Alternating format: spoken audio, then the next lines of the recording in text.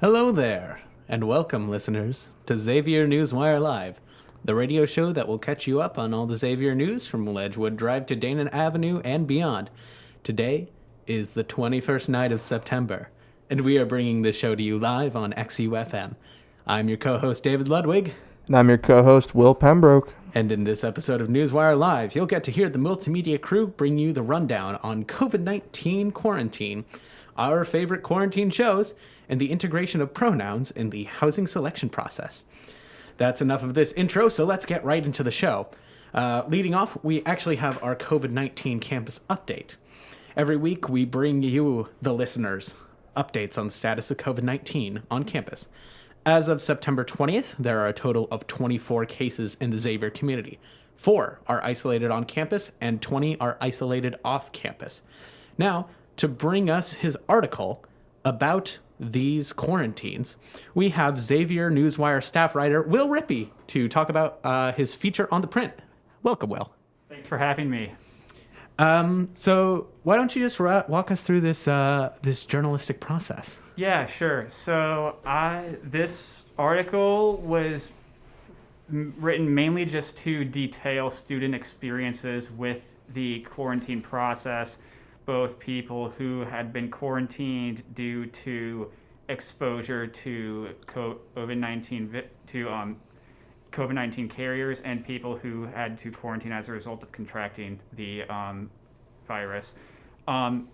So I was basically just trying to detail how the quarantine process had been set up by the university, and then follow that up with what people's experiences had been with that. So I talked to one student who was quarantined on campus for being exposed to it, and then 2 students who quarantined off campus who tested positive for it. So yeah, that was the main process I went through to write this article. Okay, one question I would have is, did you see a difference in the experience between the person that had it and the people that were exposed to it? Yes. The experiences of the people who actually had it, their interactions with TriHealth seemed to be less positive than those of people who were simply exposed.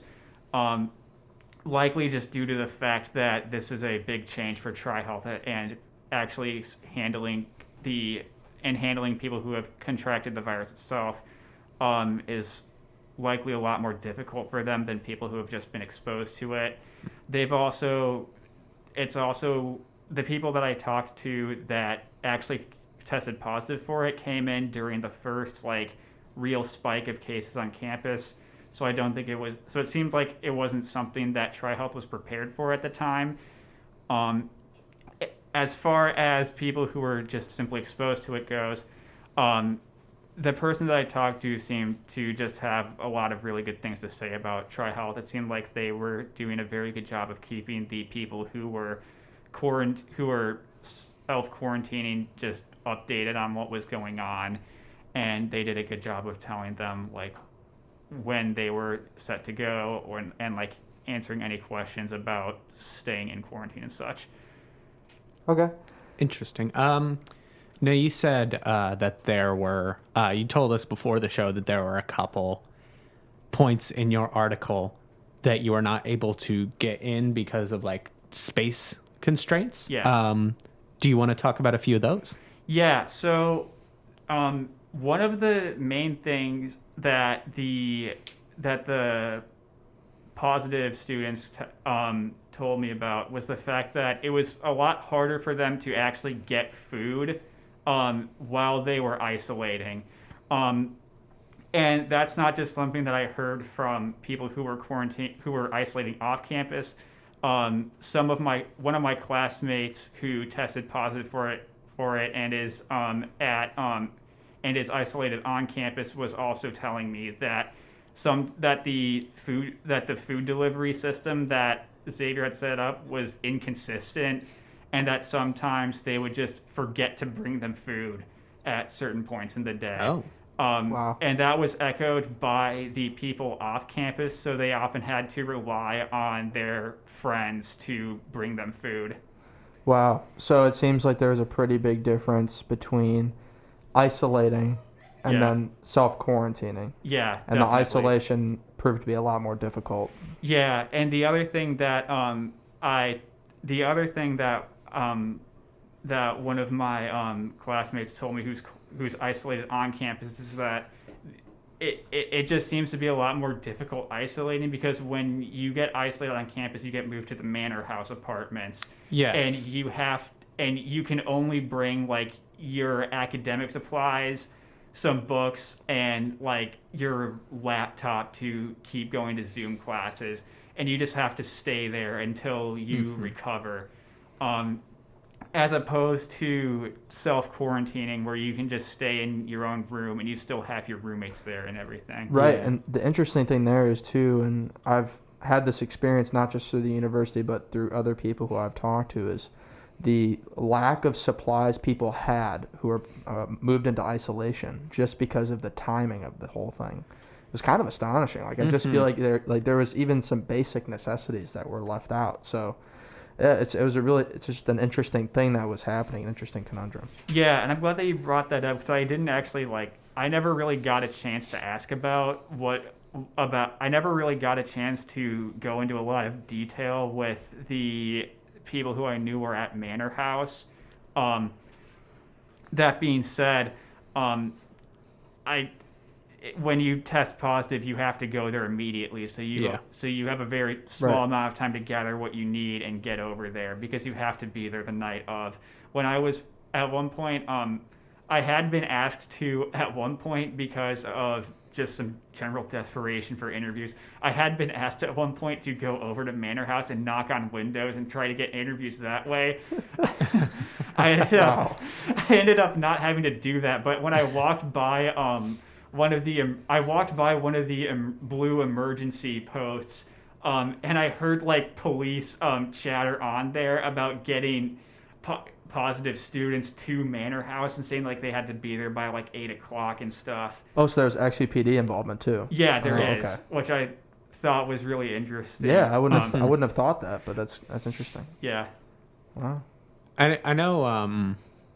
Yeah, because back to your point about like they have a very limited time to get those supplies together. I think, correct me if I'm wrong, but I think the university sent an email about like students should have some kind of like go bag of like specific supplies.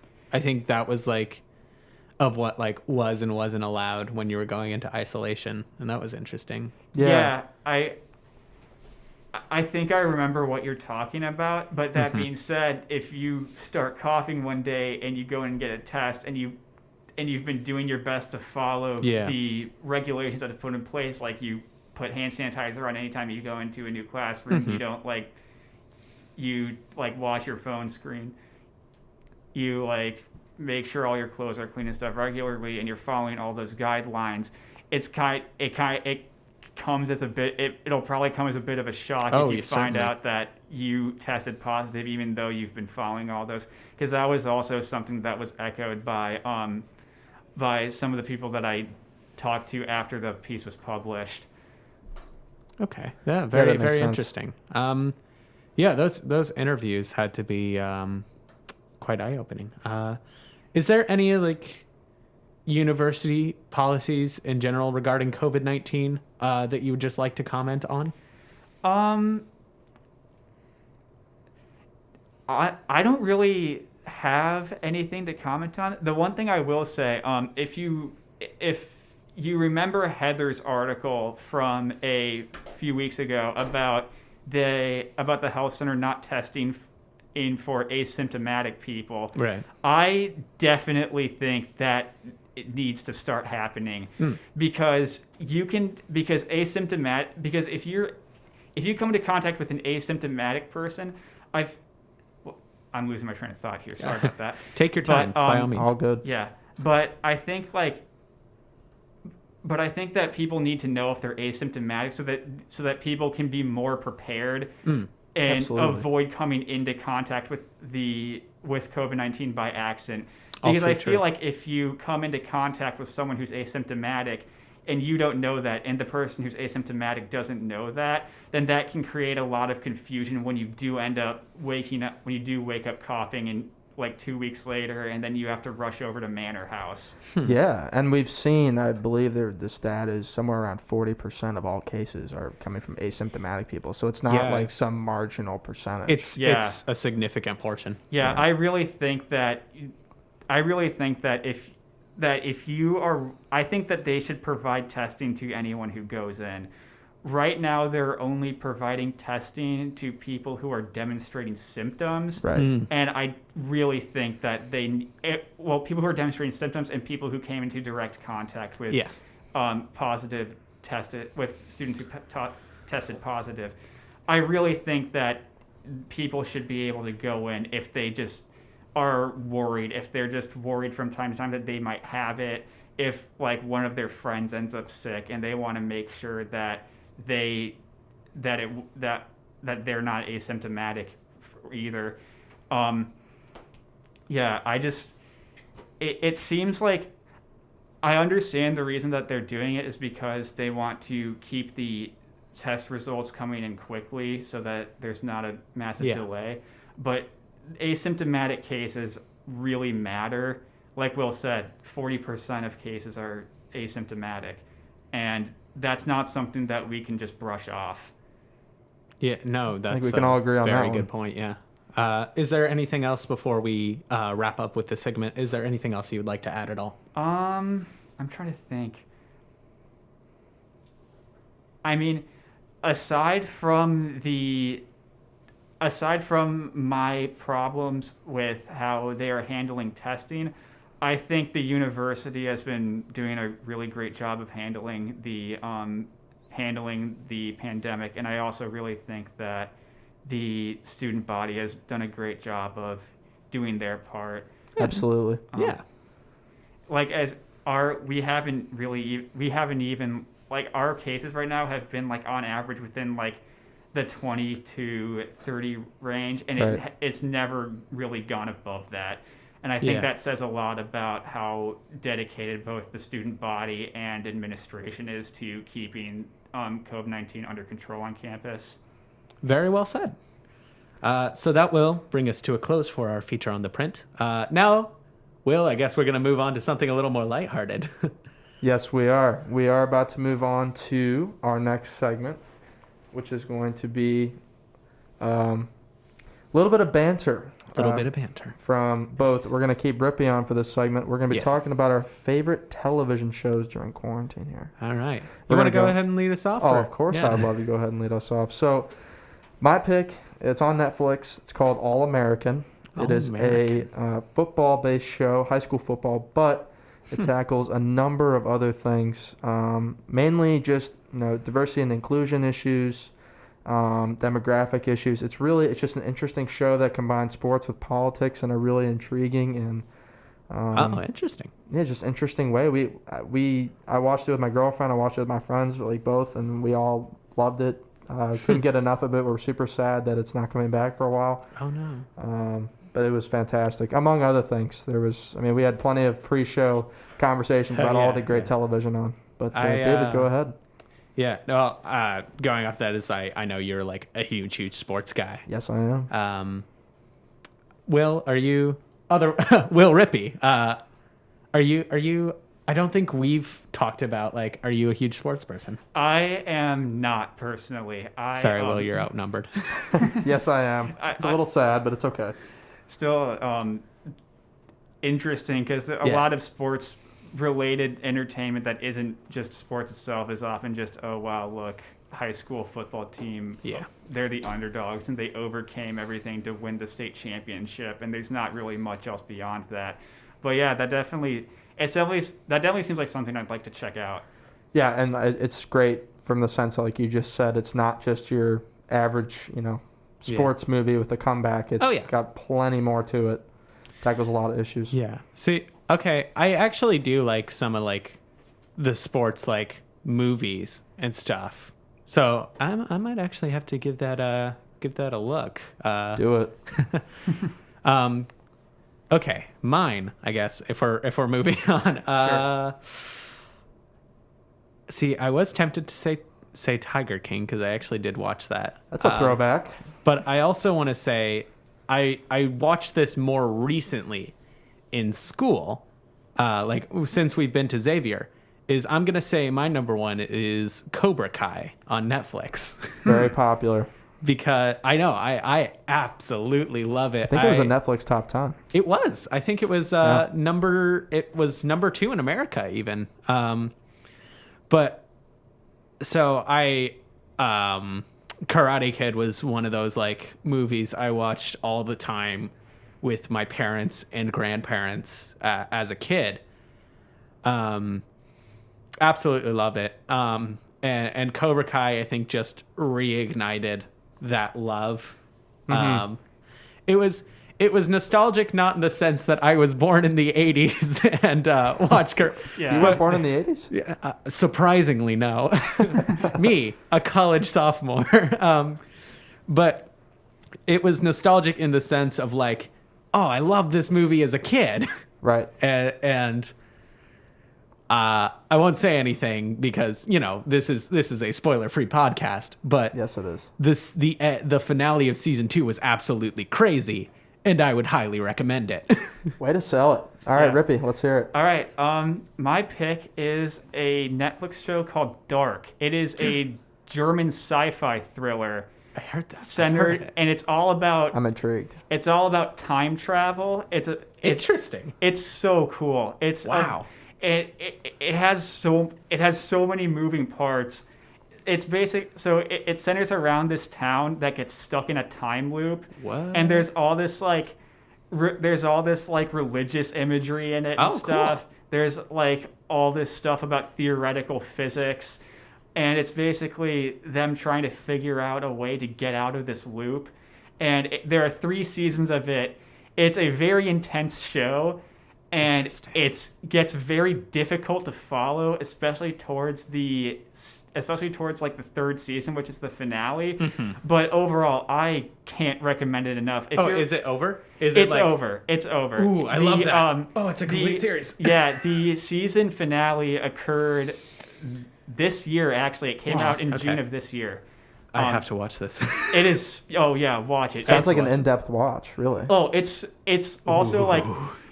Once you start watching, Dave's excited. I'm very excited. It's so hard to stop watching it. I would watch, yes. and like but you have to be careful with it because the episodes are all like 50 minutes long. Okay. So I would sit down over the summer during quarantine and watch 4 episodes. And be like, oh god. Well, that's a perfect quarantine activity. Yeah. So like I'd sit down at 12 and be like, okay, I'm gonna watch some Dark, and then I'd watch 4 episodes and be like, oh god, it's 4. I have to go to work now. All you had to say was German thriller, and I was in. Yeah. Also, the acting's incredible. Okay, cool. Yeah. Always a bonus. We'll have to check it out. Would you guys say that TV was your main thing during quarantine, or did you have a different activity? We haven't really talked about this on the show all that much. Yeah, I mean, we have a few minutes left, so we can talk about like, was TV the main thing? No, I was learning guitar because I was. Oh, cool. Oh wow. Yeah, that's awesome. Oh yeah, it's so fun, but also it's really difficult. I don't really have. Unless a TV show really engrosses me in it, I can't watch TV for like hours on end unless it's a show like Dark. I think that's how a lot of people are, though. I mean, it can be tough to sit down. Yeah. And also, like, I used to play music when I was a kid. I used to play piano, and it was just something that I missed doing. And I figured with quarantine, having all this free time, I figured, I'll just pick this up. And I did. And I've been playing it since about March now. It's been really fun. Yeah. That's really cool. I feel like it's a bit of a lost art in our generation, the guitar. The guitar? Yeah. But also, like, there are huge, like, underground rock scenes and stuff. So. Yeah. Oh, true. Yeah. Will, what was your, like, primary quarantine activity? Was it TV or was it something else? That's a really good question. I tried to immerse myself in nature as much as possible just because it was an easy way to not be in the house and not be violating rules. Yeah. I would say otherwise, though, I delved back into Star Wars like it was nobody's business. Yes. I mooched off my girlfriend's Disney Plus subscription like any good boyfriend would do. Yes. And I made sure I rewatched every movie. By the way, Rogue One, I don't know if you guys are huge Star Wars. Rogue One was spectacular. I really love like Rogue One. It was great. But no, I really just tried the best I could to go back through to learn more about it. I watched the TV shows, I watched the movies, Oh, yeah. I did everything I could, and it was fantastic. Yeah. Yeah. What was your quarantine activity, David? Well, I will be honest. It was not a lot. I think a lot of it was because a lot of my quarantine was over the summer. So it was either I was playing some games, either alone or with friends. You know, I'm malleable. But I also spent a lot of time at work. So, but it was fun. You know, it was just kind of. I think it was some much needed relaxation. Yeah. I will be. It was because during this school year, I am a kind of person that's like go, go, go. Like I do a lot of stuff, and I'm always like kind of working or occasionally like socializing with a lot of people. But I think summer for me was a much needed kind of period of just taking it easy. Really was, especially after freshman year. I mean, it was Yeah. just such a grind. Oh, I did take a really easy, or like not like easy, but it was a fun summer class. So like it was easy in that sense. It was a Shakespeare class actually. Oh. Yeah, Oh, so I wow. got to read a couple plays that I hadn't before, and that was a lot of fun. So we had Shakespeare and guitar in here. Yeah, That's awesome. Love to see it. very very fun. Well, Will Rippey more specifically. Yeah. Because I have Too many a Wills Will- on the show. I have a Will on either side of me. How blessed I am. But Will Rippey, thank you very, very much for coming on the show. Loved having you on. Absolute delight. Oh, yeah, no problem. I really enjoyed being here. All right. Fantastic. That will take us to intermission, listeners.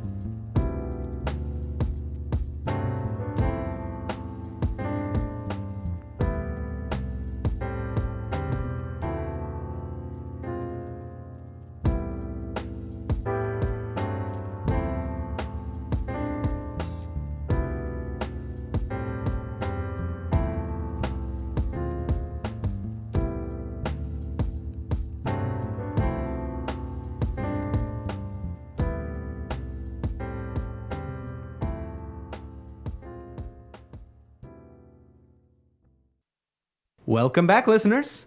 Just a reminder, if you have any thoughts or feedback for the Newswire Multimedia crew, send them to our new email address. It is xaviernewswire@gmail.com. Just send it over to our multimedia editors if you have any questions, suggestions, comments, or concerns. You can also find Newswire live episodes on YouTube. Search Xavier Newswire to find our channel. Now, on for our main story today. We have Nina Benich here to present. Nina, take it away. A recent change in housing self-service will allow students to self-identify with pronouns they feel most comfortable using. Senator Andrew Garotti of the Student Government Association and Associate Director of Residence Life Tim Griffin were two prominent figures in this process. Garotti explained that his idea sprung from the proposition of a former Senator Katie Roach, who wanted to include personal pronouns on classroom rosters.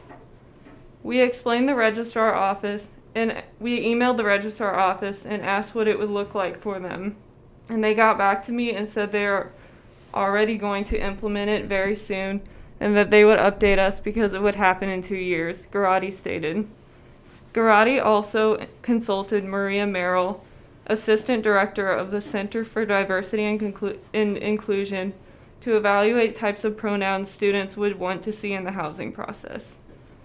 This conversation led to the implementation of the feature, which is now up and running on the self-service website.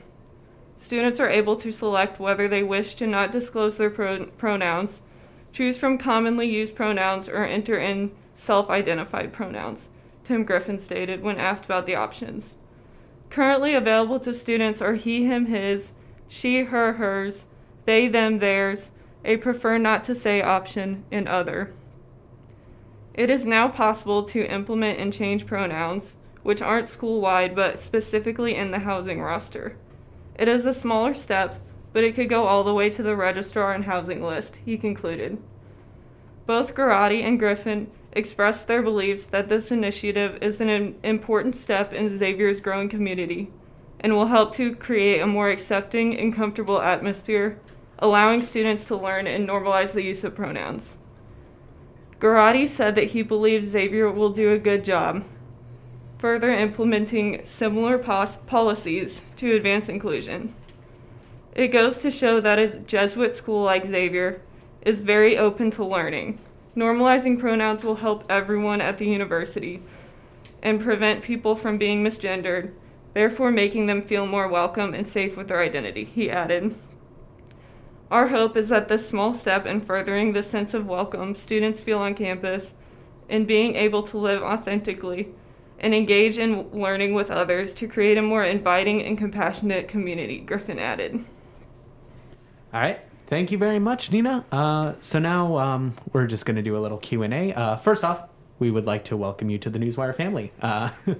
Second off, could you just go ahead and take us a little bit through your journalistic process for this story? How did you start writing it? Just any general information? Yeah, so I emailed Senator Garotti first, and I asked him about the general process that went into making the initiative, and I emailed Tim Griffin as well. And I just asked them some general questions about what went into the process and how they believed it would further affect the Xavier community as a whole. So. Awesome. It seemed like an issue of extreme importance here, and it was something that they'd been working on for a long time. Could you go into a little bit just to say how important Andrew really thought this was to push this through? Yeah, so he seemed like he was very passionate about it. I was as well, which is why I kind of took the story and decided to learn more about it.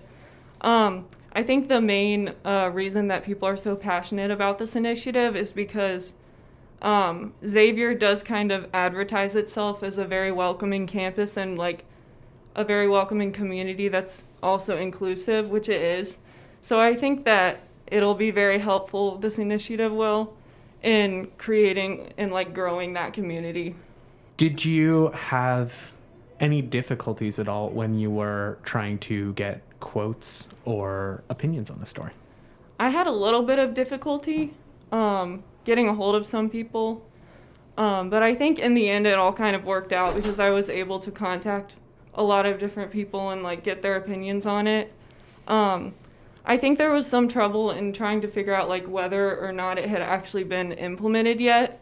So like when I started the story, it was kind of still in the process, but now it's actually like in place and people are actually able to use it in the self-service. Yeah, I can say from personal experience, actually, I just did the housing application and yeah, I saw that. I know a number of my other students I know have commented on that as well, and it seems like it's definitely something that's being seen around campus quite a bit. So that's exciting. Yeah, definitely. Very exciting. And do you think the senator will try to the SGA senator will try to expand this, like push for that expansion and include that in class rosters? Yeah, he definitely expressed to me that that would be something that he'd like to do. So it's my hope that he will. I think that the initiative is a really good first step in trying to communicate that sense of inclusivity here. So I hope that it can go even further like he hopes it will, because he did express to me that like it is a small step, but he would like for it to go further. So if that's a possibility, then I believe that he'll try his best. Awesome. Actually, out of curiosity, from your process of interviewing these people, what's your opinion on how the student body is feeling about this? If you have any information about that. I haven't asked the opinions of a lot of students about this. It's more been like people who can actually put the changes in place. But from the people that I've met on campus, I believe that a lot of them would be like very much behind it and they would support it, because a lot of people I met have been very inclusive and just accepting of all backgrounds. So I think that normalizing the use of pronouns would be something that everyone on this campus would benefit from, because it just makes everyone feel more included. Right. Absolutely. I think that's something we can all agree on there. Mm-hmm. So, yeah, I think that's really about all we have for you today. Thank you very much for coming on. We appreciate it very much. Thank and, you for having me. Glad you could share your story. It's definitely something we want to give a voice to. It's very important. Yeah. I thoroughly enjoyed this conversation. Yes, absolutely. Thank you. Thank you, Nina.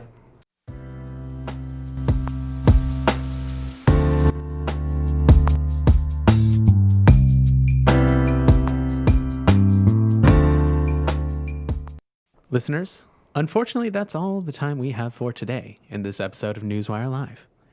Thank you for tuning into the show today. If you have any thoughts or feedback for the Newswire Multimedia crew, send that to the multimedia editors at xaviernewswire@gmail.com. We would like to give a special thanks to Carolyn Youngquist, a senior music education major at Xavier, who produced the music heard in today's episode, and also Raphael Crooks for the use of his song Inspiration, which was our intro theme today. At this time, we'd also like to give a shout out to the staff and guests who helped make this episode possible. Our managing multimedia editor, Hunter Ellis, Newswire editor-in-chief, Heather Gast, Newswire managing editor, Alex Budzinski, and our producer, Charlie Gestalder. Thank you also to our guests for today, Will Rippey and Nina Benich, for their wonderful, wonderful contributions to making this episode informational, educational, and interesting. You can now find Newswire Live episodes on YouTube. If you ever miss them, just search Xavier Newswire to find our channel. But we would love to see you live, so don't miss our next episode, which is Monday at 7 p.m. Until next time, this is David Ludwig, wishing you a miraculous Monday evening and signing off.